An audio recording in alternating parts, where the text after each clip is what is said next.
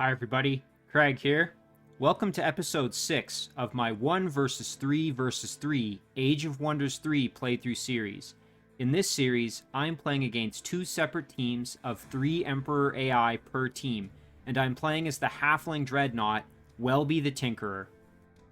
In our last episode, we continued to improve the strength of our armies here. In particular, we really started to level up the units within Holly the Chosen stack here. You can see here she's a level 5 Theocrat. We also have Pimpton, Bane of Undead, who is another Halfling Theocrat, and he's at level 4. So we managed to kind of group the two of them up, and we've started to really build up a decent force here. Again, all tier 1 units, but they've started to gain some experience. And in particular, we have this Tigran Sun Guard, who's been kind of our Vanguard melee unit in this stack, and we're starting to really level him up. And just if we zoom in on him here for a second, when he gets to gold medal, he'll actually get projectile resistance, so he's going to become quite a powerful unit for us in terms of just kind of having an upfront melee sort of brawler. And we need that in this stack, as we've got a number of other halfling units who are kind of ranged units that are more fragile, as you can see here. So we're actually making good progress sort of on this left side of the map here on the western front.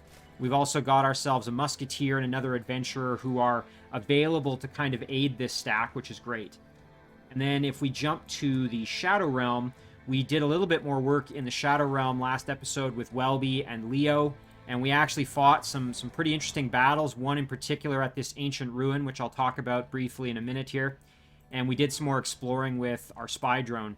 And we've also continued to develop our cities. As you can see here, I now have mana fuel cells on Ripura, which is our Shadow Elf outpost. And then we also have the mana fuel cells, of course, on our Throne City, but we also have it as well on Hard Thistle. So we started to really kind of work on developing our cities and, more importantly at the moment, developing our military force as well. Now, before we dive into this episode, I did just want to give a couple of quick shout-outs to a few individuals who left some excellent comments on the last episode. The first of those comes from Yonsiech. Yonsiech pointed out that, just kind of a general reminder, that as I'm getting these cities ready to be able to produce machine units, I think I had talked about maybe last time with Hard Thistle, potentially developing a Dreadnought's Foundry and working on having the ability to produce my party robot prototypes, as well as the eventual other machines that come with being a Dreadnought. In the city of Bittercrest here, we're actually already able to produce our party robots, I think. Yeah, right here. So we can start working on those as well. And then if we do the industrial plant, we'll be able to produce our Juggernauts. But the point that Yonsiech wanted to make is just a general reminder that if I start producing machine units, which I'm probably going to, I need to keep in mind that they don't heal themselves. I need a way to repair them. And that could take the form of either producing engineers, which we'll just take a quick look at here. So the engineer is one of the basic Dreadnought units. We can see here, if we click on them and take a look, they have the maintenance here. All machine units in this unit stack heal 3 health per turn on the world map. So they're able to maintain machine units and keep them nice and healthy and repair them if they take damage, which is great. So I may need to produce some engineers to accompany my machine units. The other option would be, and this is what Yonsiech suggested, I could create an arcane item forge, probably in Bittercrest here. Right here, I could build this and then start producing items for my non-Dreadnought heroes in order to enable them to maintain and repair machine units as well. So a couple of options there, but just a good general reminder from Yonsiech when it comes to my machine units that I need to keep in mind. I need to be able to repair them. The next set of comments comes from Casper Eklund. Casper, first of all, agreed with me that this particular Lost Library, which I investigated last episode with Holly and Pimpton's stack here, I took a look at it. I even had the buff from this Shrine of the Guardian Angel, and I just really didn't think I was quite strong enough to take it on, and Casper agreed. He thought that was probably a decent decision by me to avoid engaging in that battle at this time. Of course, I can circle back and work on it once I'm a little bit stronger. Casper also pointed out something when it comes to these musketeers. As I've pointed out a few times, I don't have a ton of experience with the Dreadnought class, so I haven't really used musketeers much. something that Casper mentioned is that they have a fire musket ability, which of course does quite a bit of damage, but that they then have to reload. So once they've fired their ranged attack, they then have to take a turn to reload, similar to like a cannon. And in the meantime, they're not able to do another ranged attack until they've reloaded. However, they do have a decent melee attack for a ranged unit, and so that could be something where you shoot once with the musket and then move in to get a melee kill. Of course, I need to be careful since I'm a halfling, because that means my units have physical weakness, so maybe not as viable a strategy for my halfling musketeers, but just some general info from Casper there, and things to remember regarding the musketeer. Casper also suggested that I should probably, kind of in general, work on fire immunity and fire resistance with my units, because eventually I'm going to gain a spell for the Dreadnought called Destabilized Mana Core, which basically allows me to kind of bomb the whole battlefield with fire damage, and it'll hit all units, including my own. But if I have units that are highly resistant to fire, it'll be, worse for the enemy and better for me. So just kind of a general thing to keep in mind, that I'm going to want to keep acquiring fire resistance, fire immunity through items, upgrades, different types of units, that kind of thing. So just a good suggestion there from Casper to keep that in mind. Casper also pointed out, last episode I had kind of been pondering whether or not I should anger the Draconians. And the reason I'm not sure if I want to do that is because I've got some cities here in the Shadow Realm who unfortunately are not hostile to me. And that means that I'm going to have to go through diplomacy if I want to gain their favor and actually get control of these cities eventually. However, an easier option would be to just take them by force. But of course, if I do that and go to war with these cities, I'm going to anger the Draconians. Now, Casper sort of said that there's some pros and cons to that. He pointed out that obviously the Draconians do have some inherent fire resistance, fire protection here, and they have units that are entirely immune to fire, like the Archer unit, the Flamer, as well as the Draconian Elder. So there is some benefit to be had by obtaining Draconians as one of my races within my empire. However, there also isn't necessarily a strong need for them, as I already have a decent diversity of different races. So I have, just to kind of remind everybody, I have the Tigrans, who I'm working on here. I have Goblins on this side, who I'm, again, these are both vassals, but very shortly will become mine. And then I have Shadow Elves as well in the Shadow Realm. As I mentioned, in Ripura, we have that city. Important to remember, Shadow Elves do have some fire weakness, so something to keep in mind. And then we're in the process here of working with these dwarves to gain dwarven allies as well. So we definitely have a decent group of different races, and in particular the dwarves. If I can start making the dwarven firstborns, they're also immune to fire. So I have a lot of options there. So I don't necessarily need Draconians, but it is something to kind of ponder whether I should kind of get violent and take them by force, and maybe I could convert those the Shadow Realm cities into Shadow Elves. But again, I have to think a little more about that. But some good thoughts there from Casper. And then finally, a comment from Spencer Jude. Spencer pointed out that, in particular, that battle with the trolls in the Shadow Realm. Let's see. It was for this ancient ruin here, and I came through using Welby and Leo's stack, and I ended up against 2 trolls. And it was a pretty tough battle in retrospect. At the time, I really wasn't that rattled by it, and I kind of just handled it, and it went very well.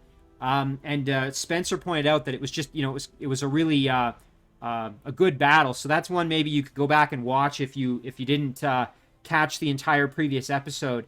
At the time, I didn't really think much of it, but in retrospect, it was a really fun battle. And I appreciate Spencer just pointing out that I did a good job in that one. So big thank you. I'm going to toot my own horn just a little bit. And Casper also echoed that same sentiment, that battle against those 2 troll units was well executed on my part. So I appreciate the compliments there, guys. So as always, though, big thank you to everybody who left those excellent comments. There's always a lot for me to learn, so keep them coming, guys. Okay, now let's jump into this episode proper here, and let's kind of think about what we want to do. So I think we were kind of midway through this turn, if I remember correctly. But we hadn't moved Holly's stack, so we have to decide what are we going to do with Holly. Now, we have this spawning structure, which I definitely want to get rid of. This is an Eldritch Pit over here. You can see we've got a lesser air elemental, a dire panther, and then 3 dread monkeys. So not particularly scary, but still needs to be cleared out so it's not spawning units that are going to harass my Tigran city. We have also got a tunnel going underground here, a cave entrance. Units could be popping out of this, so we might need to get over there and just scout that out a little bit. Now, that would mean that I want to kind of get myself over here. Now, the kicker is that if I'm going to do this, I'm either going to have to kind of go this way across these mountains here and try to fight my way through these undead, and then as well with these Tigrans here and clear out this inn. Maybe I can recruit some units that are of value. Alternatively, I could send this stack up and around this way.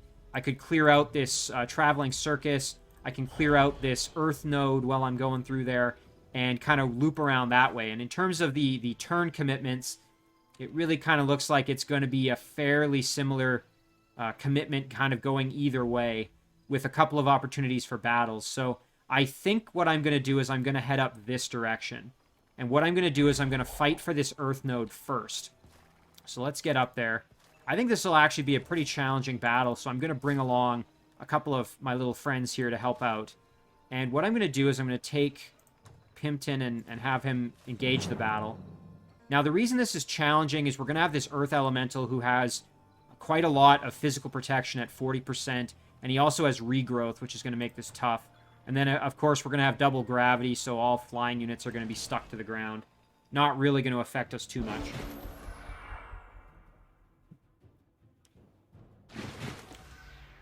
So that's going to prevent them from flying over walls, so it doesn't really matter for this battle. All right, so our Sun Guard is kind of, as always, going to be our Vanguard unit here. So we're going to throw Touch by Faith on to improve resistance. And then we're going to use Pimpton to throw Bestow Iron Heart to improve defense a little bit. So now they're just a little bit tankier. Definitely a bit beefier, which is great. We're going to need that. So the Sun Guard's going to move up. Importantly here, we're going to leave our Bestow Iron Heart with Holly so that she does have the ability to heal if the Sun Guard ends up taking an excessive amount of damage and needs to kind of be rescued. But again, I want the Sun Guard to kind of draw the aggro. Fantastic. There we go. Absolutely fantastic. Doing an excellent job there of just soaking up the hits, which is exactly what I needed him to do. So now I want to deal with this boar. Important to remember here, our Sun Guard has used up all of his movements. So maybe we will step up here with Pimpton, blast these boars a little bit. And then can we get the kill? Not quite. So we're going to have to step up. Now we could use this guy. Yeah, that's actually fantastic. Maybe we'll just do that. Although this is quite a lot of damage, and you know we'd be kind of doing an overkill there, so it might actually be better if we were to step up our little adventurer here. I just want to make sure I'm not going to be... Yeah, okay, I'm not going to be in range there, so... Yeah, fantastic. There, we can get that kill. And that's going to allow us then to step up our Jester and do a nice big shot on those boars right there. Of course, that is putting us at risk of the boar attacking our Jester, but I think we'll be able to manage it okay. In addition here, we could step our Adventurer up and do a little bit more damage. Wow, we almost got the kill. And you know what? I think with Holly, we can get the finish. Yep. Excellent. Fantastic. So now, we just have to worry about this Earth Elemental, who, again, is capable of some pretty nasty damage, but we can focus kind of all of our units on him, so I think we'll be just fine. Oof. There we got crippled. You can see we took quite a bit of damage. Thankfully, as I said, we can drop a nice heal here, so we'll do that. And now we can just start kind of wailing on him here with all of our different units. Again, not doing a ton of damage necessarily, but we can step up and do a nice big blast. Excellent. And then, you know, we can step up with Pimpton here. A little bit more damage. Fantastic. And there's the kill. We really didn't take much in the way of damage there, as our Sun Guard really tanked kind of the majority of the damage. And then thanks to that Bestow Iron Heart, we were able to heal him back up to full, so, or virtually full. 51 out of 54 HP there, so we're in good shape. So now I think what we'll do is we'll move along the road here. And again, we'll go and clear out the traveling circus. and then loop around and try and get this Eldritch Pit kind of out of the way. And that'll sort of clear that area out. Of course, we need to still scout. It'd be great to maybe get a hold of this watchtower so we have a bit more vision in the area, but yeah, I think we're in pretty good shape.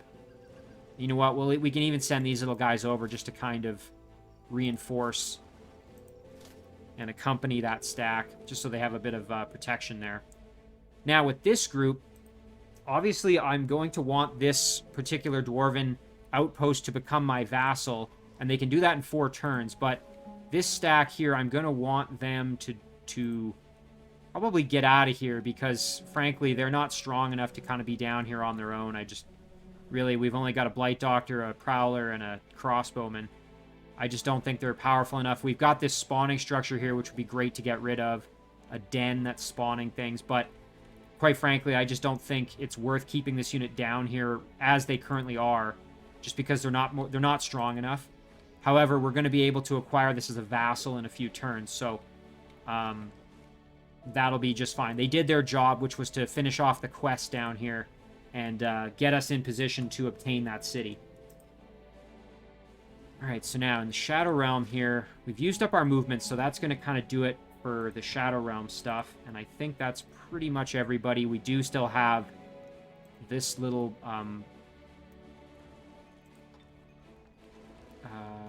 guy here who's going to finish up this road. So that's what we're working on. We're just going to do that. So there, our builder has now, I believe, completed the road. And that's going to now allow our units very, very easy kind of access now from our throne up to our other cities here. And then we've actually got a pretty decent sort of road infrastructure kind of all around our cities, which is great for us. The next step might be to build a road kind of up this way and connect it to Beb June over here. So maybe we'll backtrack and actually do that. We can start working on that. So yeah, I'm really glad I have that builder to start working on those roads and just kind of connect everything. Alright, so I think that takes care of kind of most of the work on this turn. So let's now do our research selection. Thankfully, we have a bit of extra knowledge here that we can apply to something. We could actually do Invention 1 and give ourselves a little bit more casting points. That would be fantastic. Dispel is another decent option here. Terraformer would be very, very good for us to have to try to improve our happiness in our cities. Great Blacksmith is going to reduce the cost of armored units. Useful, but, I mean, do I really need it at this point? I don't think so. Let's look at this one. Solid Engineering. Refines the engineering process in factories to make armor and machine units tougher. Armored and machine units receive +1 defense.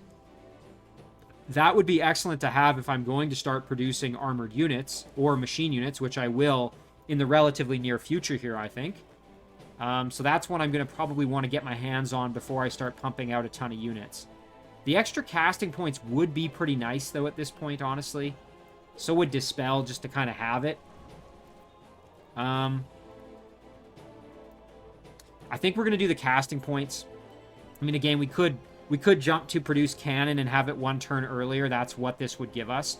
But I think the extra casting points is going to be beneficial because we've now got quite a decent supply of mana. So I think extra casting points, we can start casting more of our spells more quickly. Take a little bit more advantage of that. So that's what we'll do there. And you know what? Now we could actually do Solid Engineering and still get the benefit of this extra knowledge here to have this take only a single turn. Which isn't so bad. Because that would still give us, so 80 plus 30 would give us 110, and then 7 and 5, that would give us 12. So that would be enough to get over that 120 hump there. So that would be just a single turn. You know, that's not bad. That's actually, I think, maybe what we'll do. We'll do Solid Engineering, and then perhaps after that, we'll jump to produce cannon. Yeah, let's do it. That way we can kind of make use of the extra knowledge that we had available there.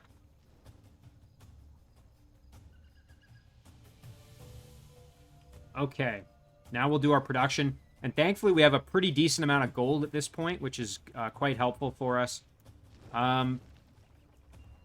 So Bittercrest is quite happy, but we could also do the hospital and then the Great Temple and get ourselves a palace. So I think we'll work on that. Let's do the hospital first.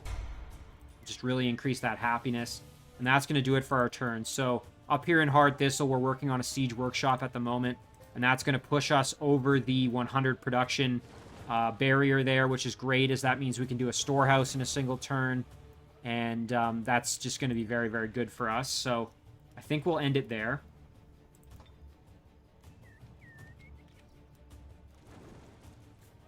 So now it's interesting. We'll have to see what kind of happens here in the next turn or two.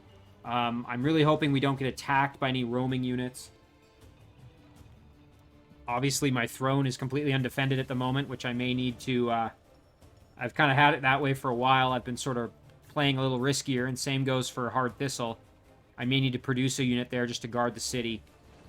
I generally don't like leaving my cities kind of unguarded like that, but I was in need of the extra units there to help kind of reinforce my stack, my Theocrats down there. So I think that's maybe what we'll do next. Once we have this Siege Workshop produced, we can then maybe do a Jester in a single turn and at least have a decent ranged unit there. Perhaps in our Throne City we could produce our first party robot.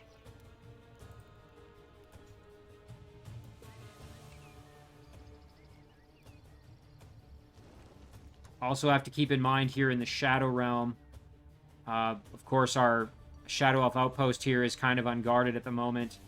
And we did have additional roaming units kind of coming at our city, so chances are it's going to probably end up getting attacked once again. Okay, lots of things have happened here. Ooh, okay, so we've gotten better at governing our halflings. Let's take a look. Halfling Protector Military. Halfling Adventurer, Scoundrel, Bard, and Martyr get +1 range strength. Alright, that's not bad. Or, public baths in halfling cities generate an additional +75 population growth. So, okay, so Adventurers we have. That's like our irregular unit. We don't really have Scoundrels, Bards, or Martyrs, as those are class units. So I am tempted, as I do have a number of Adventurers, but I think I'll take the economic benefit, as I'm not really going to be using Adventurers that much going forward, and the extra growth would be helpful. So yeah, I think we'll do the economic. Solid Engineering is now complete, so if we produce those machine units, that will be excellent. So Valok can now become a vassal, and it looks like Beb June can also join us. So let's have Valak become our vassal. And then Beb June would like to join us, and of course we don't have quite enough gold for that. So what I'm instead going to do is I'm going to try to gain some gold by battling here, and maybe I can get enough. We did have a level up here with Pimpton, which is great. We were kind of maybe working on him being a little bit more of a caster as opposed to a... He does have Smite, which he can use twice, thanks to having 25 casting points. Since he's not currently leading a stack, it might be a little bit more beneficial to have him kind of set up as more of like a support hero, similar to the way I'm using Leo at the moment. So Divine Protection might be a good choice, or we just give him even more casting points, which I think is what I'm going to go for. There, now we can use Smite a bunch of times in battle. Okay. So yeah, we're going to go and do this battle and try and get some gold out of it, and then maybe we can acquire the... We'll have to remember that Beb June is currently wanting to join us. We just need the money. Of course, there is no... I guess there's no big rush on getting them into our empire. It's just... It would be nice. Alright, let's do a little bit more scouting. We had this spy drone kind of heading up north this way just to kind of see what was up here. Let's just follow this road, and looks like we found ourselves in yet another city. Oh, and it's a dwelling. Wow, and it's a dragon dwelling in the Shadow Realm. Interesting. Alright, well, I guess we'll take a step back here, and we'll loop around and check out this way on our next turn with the spy drone. Right. Anything else crazy happened? So Ripura has produced a Builder's Hall, which is great. We've now got 80 production income per turn, and the city will grow in 2 turns, which is excellent. We could actually do a laboratory in a single turn, which is fantastic. But I'm going to wait to do any production until... I'm going to see if maybe we can acquire, as I said, some additional gold before we try anything too crazy. So we're going to try this battle. We have to deal with the Ice Queen and her Royal Guard, who I'm sure is going to protect her. So we'll bring this little stack. It's nice having a few extra units here just to assist. And we'll use... I guess we'll use Pimpton to engage the battle. We'll do it and see what happens here.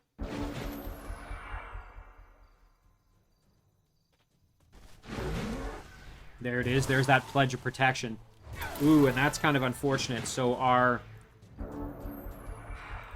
Sun Guard ended up getting frozen, which I think that lasts for 2 turns. Yeah, it does. So that's quite the shame, as that's going to make this battle a lot harder, as that was kind of our sort of melee tank unit that we were going to use. Let's try and kill this Ice Scraper over here just to get rid of him. Yeah, there. Takes care of that one at least. Now, over here, let's see, we can light up this Ice Scraper, do some fairly major damage. And then can we get the kill? That's the question. We'll be close. Nice. It would depend on the rolls, and we actually got decent ones, so I think we'll move our adventurer up. And these units here, we're going to just kind of rotate them around a little bit like this. And I don't want them getting attacked necessarily. Alright, so that's going to do it for our turn. Again, it's kind of upsetting that our Sun Guard got frozen, as they were sort of going to be our, like I said, our Vanguard unit, but we'll just have to make do without them. So we can blast this Raider. Ooh, nice. Morale boost there, giving us a big boost in that with that attack. Could bring our Adventurer around for some extra damage here, and then we can probably just get the kill in melee. Now we've got this Ice Queen to deal with, and that's going to be a bit of an issue for us.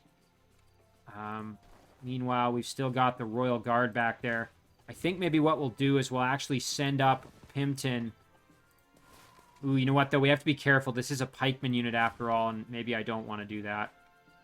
I was going to say I can send Pimpton in to go and do some big damage on this Royal Guard, but I may not actually want to do that. That's a little risky since it, after all, as I said, is a pikeman.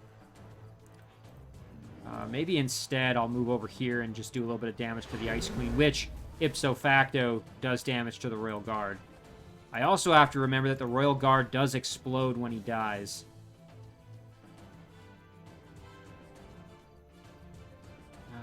Yeah, let's step up here. Do a little bit of damage there. Now our Musketeer is vulnerable here. If we get in too close, we're probably going to be in some big trouble. But we can do some pretty heavy damage there. And we reduced movement, which is fantastic. So that's going to be less damage coming our way, hopefully. So we're still taking the range penalty. Yeah, that's fantastic. So now we don't have to worry so much about taking extra damage. Just checking all the rest of our units. Okay, so all that's left is Holly.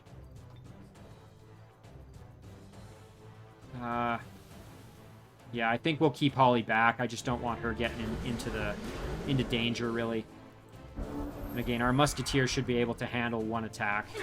Yeah, there it is. Okay, and now, thankfully, the Royal Guard has stepped up, and we can eliminate the Royal Guard, which is going to improve our situation dramatically when fighting this Ice Queen. So I think maybe what I'll do is I'll actually use Holly over here to charge in behind and get a charge attack, turn the Ice Queen around, and then I'll just kind of bombard with all my other units. Do have to be careful, as the Ice Queen can do some pretty nasty damage to Holly, but I think we'll be okay. There's some big damage. Musketeer, of course, is going to have to reload, so... Let's see, if we step up... Ooh, yeah, we can do some big damage. But first, let's step off here. Fantastic. And then, you know what, we could even do a flank hit here. There we go. I don't know if we're going to be able to do enough to get the kill, unfortunately. I'm a little worried about those musketeers now, potentially getting killed off. Oh, not quite enough to finish. Oh, but our Sun Guard can save the day here. Excellent. There we go. And a nice level up to gold medal for our pikemen there. Our Sun Guard is now gold medal, has projectile reflection, if I'm not mistaken. Let's just double check that again, as I said. Yeah, there it is. Projectile reflection. This is quite a decent unit at this point, so I'm very, very happy. We'll take a look at the Traveling Circus here. Nothing too exciting for me at the moment. I mean, an Ice Queen isn't so bad, but I don't really want to spend the gold on any units in there at the moment, so I think we will just keep on rolling here. And again, we can actually initiate this battle as is here, which isn't so bad. Now, if we want to bring this stack in to have them assist, we would have to move Pimpton maybe out of the stack and have him stand over there. I think we'll be okay without these guys. I think we'll be just fine. So let's engage the battle. Again, scariest thing's probably this Lesser Air Elemental. Although the Panther does have Pounce, which we have to watch out for. So let's try this battle out. So I think what we're going to do, kind of the standard approach here, we're going to buff our Sun Guard here with Bestow Iron Heart, heal them up, improve their defense a little bit, and then we're also going to throw a Touch of Faith on them. And then we're going to have them stand there, kind of get ready for the onslaught that's going to be coming their way. Meanwhile, these adventurers can kind of move up to assist as well. Again, we're going to need them to do some range damage. Alright, so now let's see if I can kind of entice these units into maybe attacking me. Okay, what I want is I want them to come after the Sun Guard. Alright, looks like I'm going to have to move up a bit further.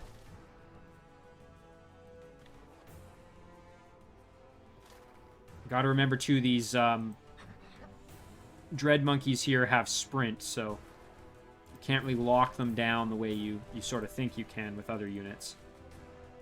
I think we'll move Pimpton up and Holly here. Right, let's see what happens. There they go. So they're going after my ranged units in the back there. I guess not really surprising. Took a lot of, we got a lot of poop flung at us there in that particular round. So now we have to deal with these dire Panthers who are giving us some trouble and really threatening our Jester. So let's see, we could step over here with Holly, do some fairly big damage, and then bring our Adventurer in, and thankfully we have Animal Slayer, which is going to help quite a bit. Get the kill there. Fantastic. Alright, now we're in good shape. So at this point now our Sun Guard could move up and kind of just lock down the Elemental, which I think is probably not a bad idea. Otherwise, the Elemental could kind of do whatever it wants here. So let's try that. We'll take a little bit of damage, but nothing we can't handle. Meanwhile, we can go for one of these Dread Monkeys here. Yeah, let's try. We can even dazzle the Air Elemental, potentially. Okay, resisted, but we at least did some pretty major damage to that Dread Monkey. I don't want to put Pimpton in any unnecessary risk. However... Ooh, let's see. Can we kill off the Dread Monkeys? We need good rolls. We got them. Fantastic. Okay. Excellent work there. And then I suppose we could either... Yeah, maybe we'll just try and do some big damage over here. Fantastic. They're now in pretty rough shape. So I think we're in good shape now. Oh, I forgot about that. So we lost our little Jester, which is, again, that was a bit of an oversight there. I didn't really think about the monkeys coming down that way. No big deal. I mean, again, we can replace them with the Musketeer, probably, is I think what we'll do. And now we just have to kill off this Air Elemental here, which we can do like this.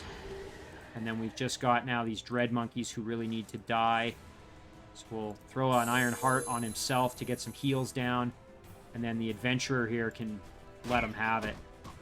Excellent. That Animal Slayer is actually really coming in handy. Alright, fantastic. So it's a shame we lost the Jester, but... Helmet of Primal Instinct, Predator. The unit does an extra 3 damage with attacks of opportunity. Yeah, you know, that's not bad. It would be kind of decent maybe for Leo. But I think I'm going to sell this just so I have that extra gold. Again, maybe not so bad for a Warlord, but let's do this. So it's time for them to join my Empire. The only caveat over here is that, of course, I don't have any units really to protect the city. Thankfully, this stack is on their way back up. We're going to send them there. So now they're up, and they're going to be able to move back to Beb-June here. So we're going to say, I think it's time to join our Empire. And then the first thing we're going to do is produce an Untouchable just to guard the city, so that we at least have somebody there in case we get attacked. So now this little guy is going to, I guess, start a road right here. But we're going to wait, as we don't really have the money at the moment. We don't want to waste our gold on that. So let's jump back over here. And think about what else we want to do. So again, we now have the city of Beb-June. These guys, as I said, we're going to send them up to go and help guard the city, and kind of we can start building up an army to maybe clear out this ancient ruin, perhaps. Maybe build some decent pikemen out of this city once we have our ancient ruin cleared and our Pillar of the Stylites produced. We could maybe get some goblin butchers that are decent. Let's see here. Now, Hard Thistle, again, it would be great to have a unit to help defend. I originally wanted a Jester, but maybe we'll just do an Adventurer just so we have a bit of range damage. Okay, so that takes care of this stack. We'll jump back in there and group up. And as I said, I think we will add our Musketeer in there. Meanwhile, this little guy, I suppose we can just kind of have him tag along for the ride for now. We'll find something for him to do. And we did get a level up with Holly, which is excellent. So we're now level 6. The next level up at level 7, we're going to get Convert. So I think I'm going to just save my level up points at this stage here and use them next turn once I have, or next level up once I have Convert as an option for me there. Okay. So now I've been kind of putting it off here. I have to make a decision. So what do I want to do with Welby here and these Draconians? So, I mean, again, we could try and wait and do some kind of quest for them. Or we could get aggressive and just go in for to conquer this city. That's the question at the moment.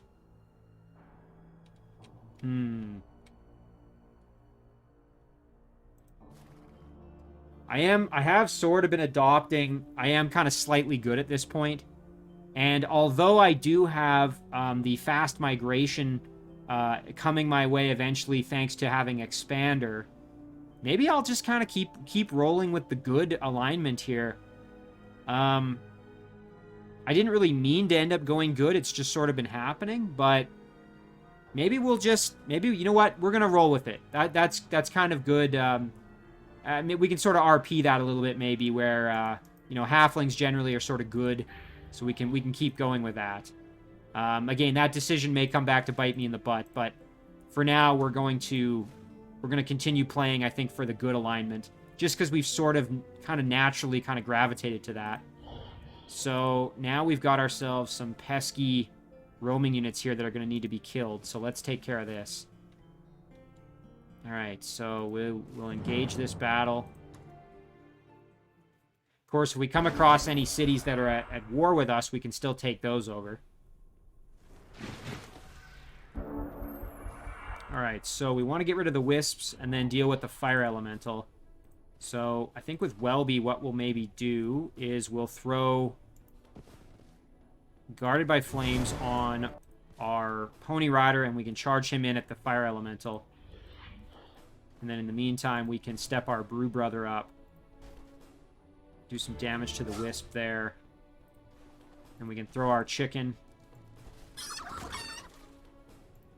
And then use Leo here. Do some big damage. And of course, we need to be careful because the fire elemental will explode when he dies. Now, I suspect what the elemental is going to do is move over and try to kill off our Brew Brother or Leo. But let's see what happens. Yeah, there's a sprint. Oh, he's going for my farmers. All right. Well, that actually works out kind of well for me because I can turn him around like this. I can step my farmers away. And then with Welby, I should be able to just obliterate him. But before we do that, let's throw on a bit of a heal quick here for our farmers. And then Welby can do some massive damage. And there we go. Nobody took any damage from that explosion, so that worked out well for me. And we're going to level up Welby, who is now level 8, which is excellent. Let's see. So we've got some options here. We could grab tunneling. I don't think we're going to need that since we're not really underground at the moment. Inflict Immolation or Firebomb, maybe not such a bad choice. Just kind of thinking about it here for a minute. Rapid Reload, again, if we get cannons or musketeers in our army, that might not be so bad, but at the moment, again, not really that useful. So maybe we just...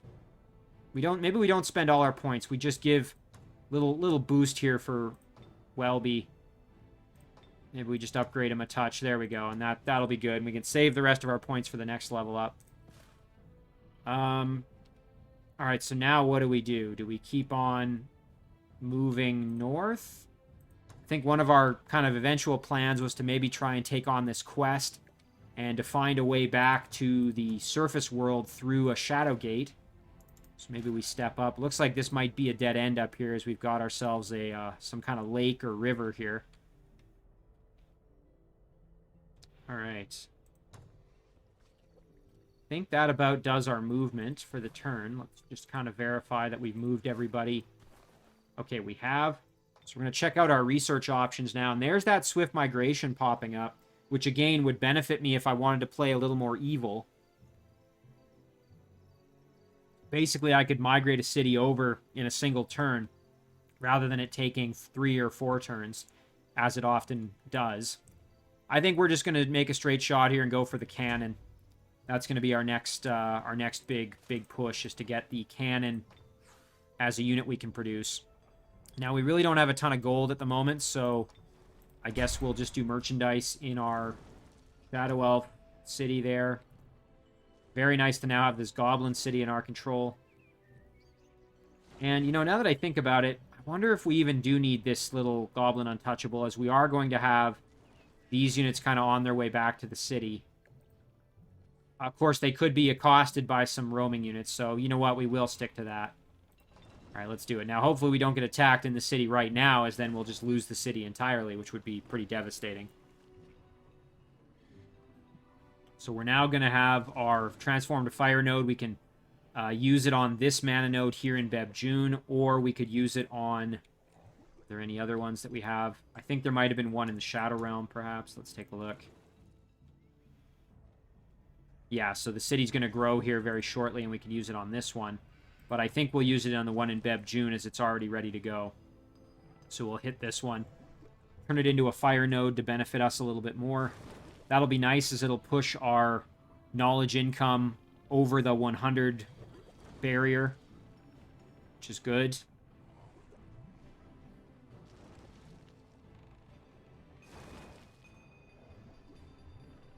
But yeah, we definitely need to start clearing out some of the structures within our city's domain here. For example, this ancient ruin, as I already mentioned. But we've also got, in particular in Hard Thistle here, we've got a lost library, we've got a quarry, and then we've also got this inn, which will shortly be part of our domain as well. So it'd be nice to either build up an army or send some troops back to help kind of deal with this.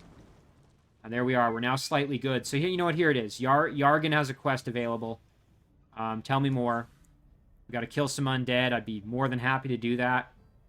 I will accept. I'm actually quite happy. I'm glad I didn't attack these poor Draconians. I have a special place in my heart for the Draconians. I really do like them. I just think they're cool, honestly. So I'm glad I didn't make them angry. Okay, so now we're getting better at governing goblins. So we've either got Untouchables gain projectile resistance and sprint, or Goblin outposts and villages generate an additional +5 population for every wetland hex. I do kind of like this upgrade, so I'm going to take the economic boost there. And we've now completed Eternal City. We're the first to own a metropolis, which is fantastic. And that's actually funny. It looks like it's not our throne city. It's actually in Hard Thistle, which is kind of hilarious. So usually it ends up being your throne city. That's the one that grows because it's the first city you had. But I'm glad I have Hard Thistle, as it's now a metropolis. So very cool. We, of course, we get some bonuses there to our production. So +5 production, +5 gold, +5 mana, and +5 knowledge. So definitely not going to complain about that at all. That's fantastic. We have a proposal here from Rakalin. They would like to open borders and have a peace treaty. I will accept that. Thank you very much. And they will be happy to become our vassal in 4 turns, which is great. More than happy to gain these cities as vassals, if at all possible. Okay, so now we can send Welby down. I suppose we could check out this Beacon of Light and see just how nasty it is inside. I'm sure there's some pretty tough units. And then we can go and take on these undead for the quest there. Now, before we do that, though, let's jump back to the surface here. And we got some other things to take care of. So one thing we want to maybe do is use our Fire Node spell and boost our income just a little bit more, our mana and our knowledge. Always nice. Okay, so now let's send these units up. Alright, so far so clear. Hopefully we don't get attacked again. That could happen as we've got that spawning structure there. But we'll just keep on trucking and hopefully we don't get accosted on our way. Alright, so now let's think about Holly here. So we could move over and go for this inn, which might give us an opportunity to recruit some units. We're going to be up against some pretty decent cavalry. We got 2 chariots, a Bond Huntress, Sun Guard, and a Prowler. That's actually a pretty tough battle here. There's quite a few really strong sort of melee units. And again, we really are going to be relying very heavily on our Sun Guard if we're going to do that. Thankfully, our Sun Guard is, of course, a pikeman. So if we're up against some tough cavalry, we'll be in good shape. But might not be worth risking that one. I'm actually a little hesitant to do that. So maybe we'll use this guy as a little bit of a scout here. Some mana crystals we can go grab. Alright, looks like we got some water kind of here in the corner of the map. Flow Rock Quarry and some other structures to clear out. And it looks like we've maybe got ourselves another city here. It looks like I see some evidence there of a city. So perhaps we head over that way. Now, the question, do we want to try out these other halflings? I think the answer is going to be yes. Again, we have to watch out for this Eagle Rider. He's going to be pretty tough and has wing beat and lots of mobility. Again, these Brew Brothers do a lot of damage if they get up close to you and they can heal. Men-at-Arms is kind of a standard pikeman unit. Yeah, you know, that won't be an easy battle by any stretch if we decide to do it here, but I think we can handle it. We have to play our cards right, but I think we can handle it.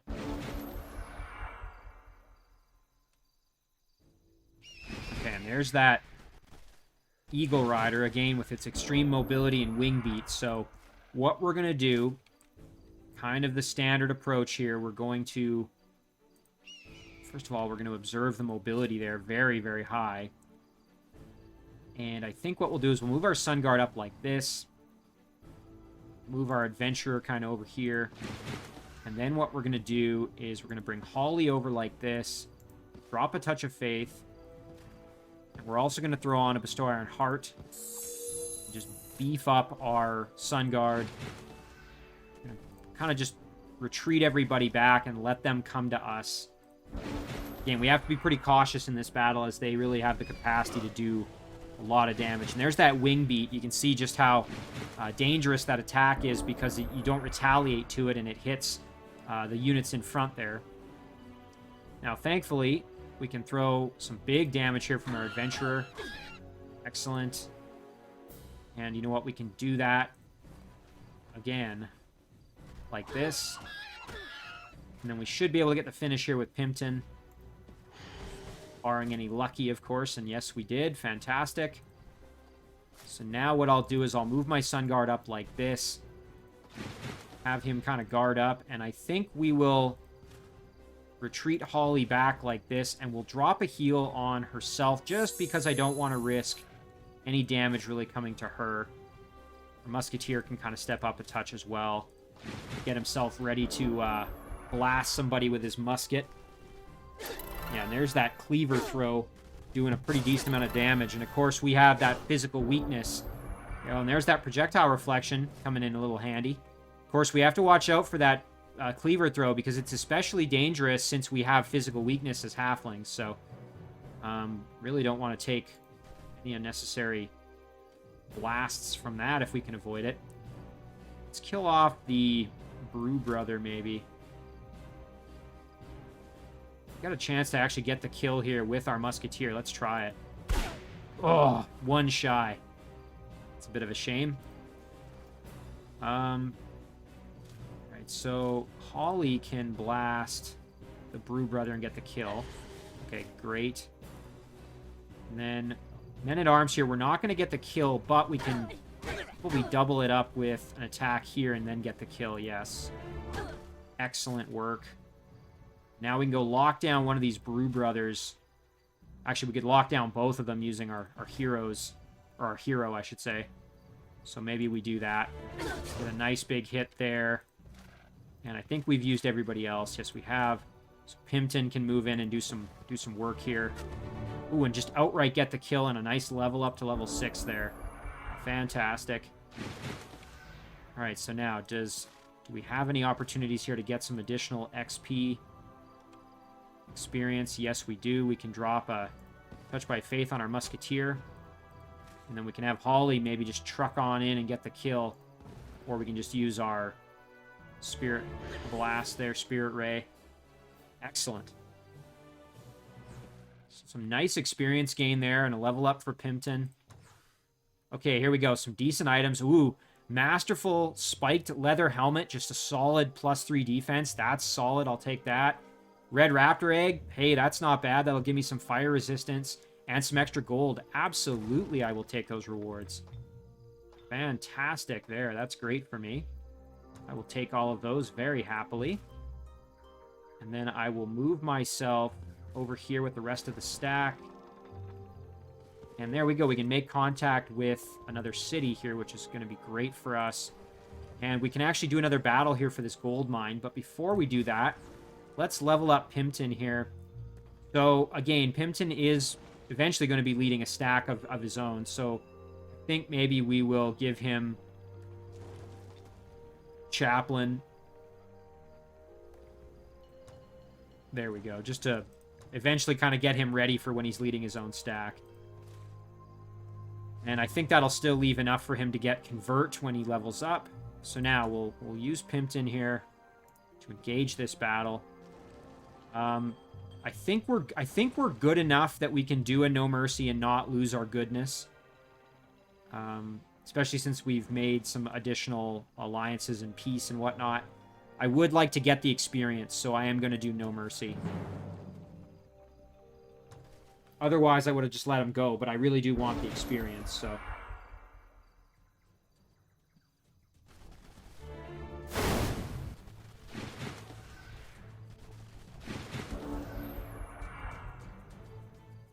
Alright, so it looks like we took some pretty hefty damage there from those Jesters. Again, we got to watch out for those Jesters. They can actually kind of put the hurt on you. So we'll drop a Bestow Iron Heart there on our Sun Guard, and I think we're just going to charge our Sun Guard right up in there. Meanwhile, we might actually have to kind of retreat back with some of our other units here, as we are in a bit of a pickle in terms of just having taken some extra damage there. Again, that Adventurer really not feeling so great at the moment. The Musketeer has a little bit higher defense. I think maybe we'll be okay. This Adventurer perhaps can kind of just move over like this. Now with Holly, I have to decide what do I want to do. I think I'm going to actually just, again, drop a heal on herself there just so that she's not...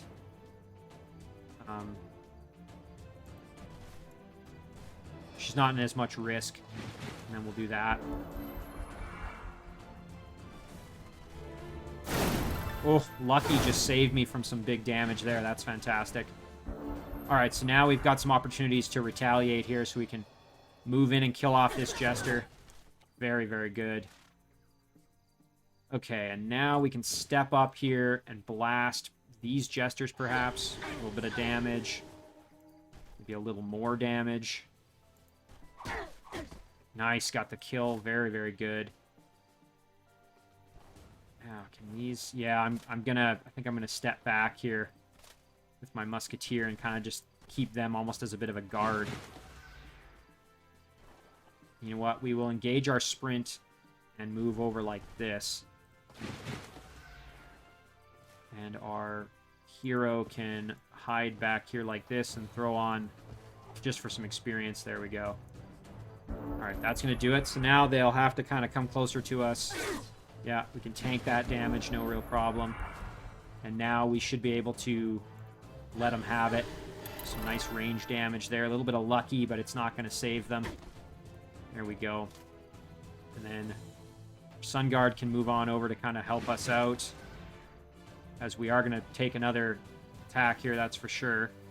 However, I think we will be able to handle it. Especially if we... Oh, and they got lucky. Dang it. There we go. A bit more damage. Ollie can also do some extra damage here as well. Not a ton, mind you, but enough to at least do a bit. And I should have maybe paid attention. The Men-at-Arms can actually come down there and attack Holly, but... Yeah, that's exactly what he's going to do, but he took some damage there from the Musketeer. He actually went for the Musketeer instead, so... Pimpton can get a little bit more experience here with a Touch of Faith. And our Adventurers are both gold medal. Our Musketeer... I don't think Reload will give me any experience. Let's check. Oh, and it does. Okay, fantastic. Well, I'm glad I did that. As now we have a level up there, so now we'll just get the kill with Holly. Importantly there, Holly is now level 7, which I believe means we can get Convert. And that's going to really open things up for me on this kind of western front, as now we can start recruiting units. And here it is. Yep, Convert. Excellent. So we'll grab that. We can also grab Healing and Holy Champions. Ooh, that's good. Healing would be great, but we already have a healing ability, so I'm actually going to take Holy Champions instead. And then I'll grab Healing on the next level up. Boy, that's good. That's very, very nice. So now we have the ability to convert units to expand our army, which is going to make a huge difference for us going forward. Okay, so now let's see. Can we make contact? Oh, and they're at war with us. That's actually great, as it means we can just march on in and basically take them over. So we're going to do that. We don't have to declare war on them or anything. They're just going to be mad at us, and we can charge right in. And then we'll probably absorb it, as it is a Tigran outpost, which will go nicely with our other Tigran vassal over here, which will soon become ours here. Yeah, next turn, then we'll be able to acquire this. May end up leaving it as a vassal just for a little bit, depending on if we're kind of worried about being attacked from the north here, but I'll have to think about that. And yeah, we did retain our good alignment, even though we got a little bit of evil points, but I don't think we can drop below 200, so we got to try and keep it above that. Otherwise, we end up getting a penalty there, like a morale penalty, since we've kind of gone back on what we became. Let's go back to the Shadow Realm here. So, yeah, now we've got to decide here what to do with Welby. So let's check out this Beacon of Light real quick. Again, I'm guessing this is going to be a bit above our abilities. Ooh. Okay, let's kind of take a long, hard look at this one. So we'd be up against a Flyer, a Fire Wyvern, 2 Lesser Fire Elementals, a Unicorn Rider, and an Elder. A lot of fire resistance and fire damage capability in here. Now, of course, our Pony Rider and all our units are quite powerful, very leveled up. My concern here is the mobility, right? We've got these 2 units with extreme mobility and ability to kind of flank in behind me. I've got Fire Elementals who explode when they die and can do a lot of elemental damage. This unit can phase, get in behind me, which isn't good. And then they've also going to have Blessing of Health, which is going to make them stronger. Have more health, just kind of more hit points. So, I mean, I could probably do this battle and come out of it okay, but I just don't think it's worth the risk, quite frankly. So I'm going to not do it. Were I going to, kind of roll the dice a little more? Yeah, I'd probably try this battle. But were I to lose the battle and lose my stack or lose a bunch of those units, that would be absolutely devastating for me at this point in the game. So I would much rather not lose those units. Okay, so we can't quite make it there as they are in the mountains, but they hopefully will attack us next turn. So that's excellent there. That's going to allow us to finish that quest, get a Draconian Charger, and then make it such that we can get this city eventually as our vassal. In terms of Ripura's production here, might be nice to just build a unit here just to have something on the city. Again, it'd be great to get this over 100. That would be amazing for us. Laboratory would also maybe be a good choice. I think we'll do the Shadow Elf Touch just to have a unit to guard the city. And we can, if we get attacked, maybe we can kite the units back or something to keep control of the city temporarily. And then after that, I think we'll do a laboratory. I think pretty much everybody else we've already moved. So I think that's going to kind of do it for our turn. And I think this is actually a great place to kind of leave off for this episode. So we'll just zoom out here. So again, very nice that we got Valak as our vassal. And Bebjun is now fully our city. Fahas very close to becoming ours, although still a vassal at the moment. And if we jump underground, a couple more turns till we have the opportunity to turn Arundel into our vassal. And then Ripura is currently our city. And then Yargan hopefully will become our vassal in a while after we complete this quest. We've also made peace with Rakalen, so again, opportunities there to make them our vassal eventually as well. So all in all, I'm quite happy with how things are progressing.